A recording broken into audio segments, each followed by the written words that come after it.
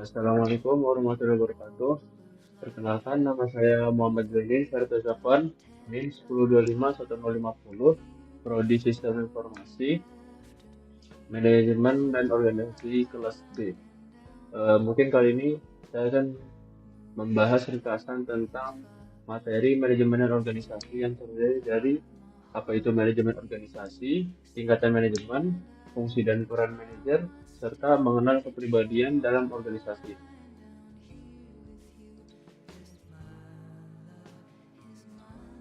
Nah, yang pertama ada yang namanya manajemen dan organisasi. Nah, apa itu manajemen dan organisasi? Pertama, mari kita pahami dasarnya dulu. Manajemen dan organisasi ini terbagi dari dua kata ya, bisa dilihat manajemen serta organisasi. Untuk organisasi sendiri, sekumpulan orang yang disusun secara sengaja untuk mencapai tujuan tertentu. Sementara manajemen adalah seni untuk mengatur organisasi tersebut agar tujuan tercapai. Nah, jadi mungkin untuk pengertiannya dari manajemen organisasi ini sudah berbeda. Organisasi ini adalah orang yang menjalankan tujuannya, sedangkan manajemen ini cara untuk mencapai kesuksesannya. Jadi, untuk mencapai kesuksesan ini ada dua cara yang harus dilakukan, yaitu harus dilakukan secara efisien dan efektif. Efisien itu adalah melakukan sesuatu dengan benar, minim kesalahan, minim sumber daya lainnya dilakukan secara efisien, efektif, dan yaitu melakukan hal yang benar. Dan melakukan hal yang benar ini contohnya kita udah pas metode yang kita lakukan itu buat tujuan kita itu udah pas atau belum, itu secara efektif. Nah, kemudian ada 4 fungsi manajemen. Yang pertama ada planning. Planning ini dia tujuannya menentukan tujuan dan strategi. Jadi ini planning ini di awal apa yang mau kita lakukan itu direncanakan dulu. Yang kedua ada organizing atau pengorganisasian, yaitu menyusun tugas dan sumber daya. Setelah ada rencana, kita pasti butuh apa saja yang dibutuhkan dan apa saja yang dilakukan.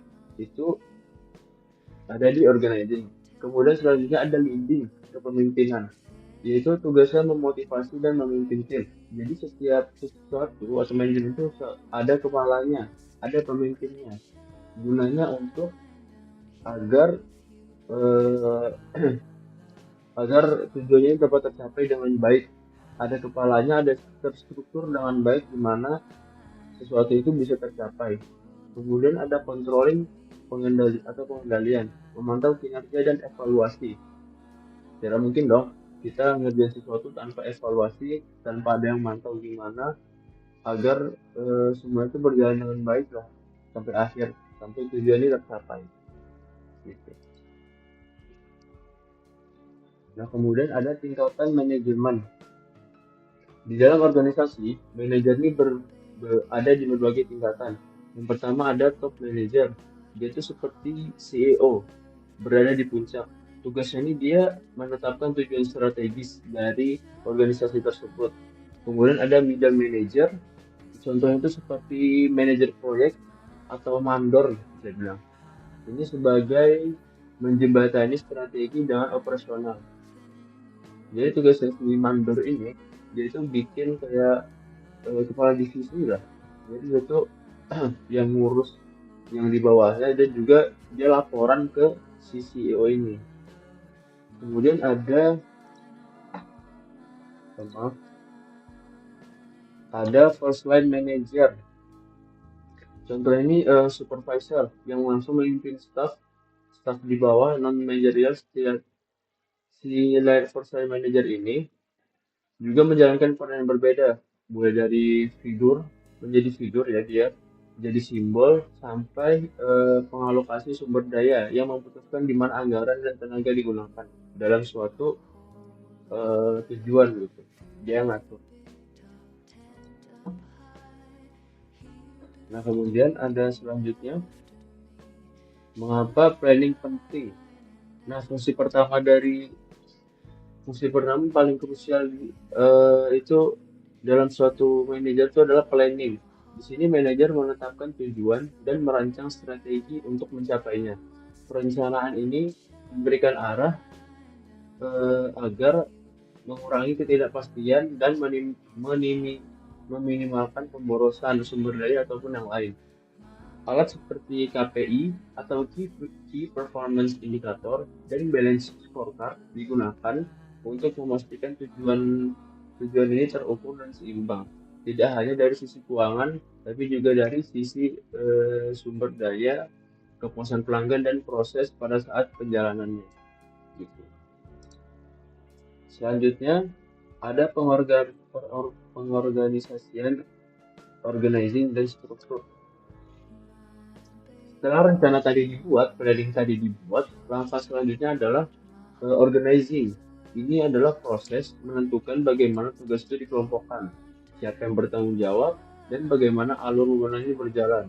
Struktur organisasi bisa berbentuk tall, banyak tingkat hierarki, atau flat, tingkat hierarki sedikit, jadi terbagi dari satu kepala saja dan terbagi menjadi banyak divisi. Prinsip penting di sini adalah delegasi, yaitu delegasinya itu tugasnya pemberian wewenang dari atasan kepada bawahan untuk menjalankan tugas. Nah, gitu. Jadi organizing itu juga penting ya setelah rencana, gimana itu terstruktur semuanya, tidak berantakan. Oke, next ada memahami kepribadian dalam tim.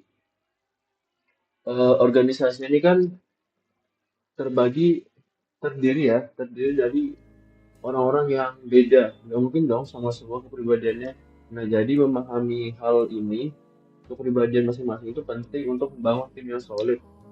Dua model yang paling populer untuk mengetahui kepribadian orang ada yang pertama MBTI atau Myers-Briggs Type Indicator yang mengukur preferensi seperti introvert versus extrovert, dan The Big Five Personality Traits yang melihat keterbukaan, sifat suka menolong, kesadaran, stabilitas emosi, dan ekstroversi. Nah, manajer ini harus paham gimana ngebedain kepribadian dari anggotanya lah. Yaitu memudahkan manajer tuh memimpin anggotanya, berkomunikasinya gampang. Terus kalau ada konflik, si manajer ini gampang nangannya, gimana cara efektif buat nanganin masalahnya gitu. Mungkin untuk kesimpulannya jadi manajemen organisasi adalah tentang mencapai tujuan bersama melalui perencanaan yang matang, pengorganisasian yang rapi, kepemimpinan yang tepat, dan pengendalian yang berkelanjutan. Jangan didukung oleh pemahaman akan sumber daya yang unik. Dengan menguasai konsep-konsep ini, kita dapat berkontribusi lebih baik di organisasi manapun. Mungkin sekian dari saya. Kurang lebihnya mohon maaf jika ada salah kata ya. Assalamualaikum warahmatullahi wabarakatuh.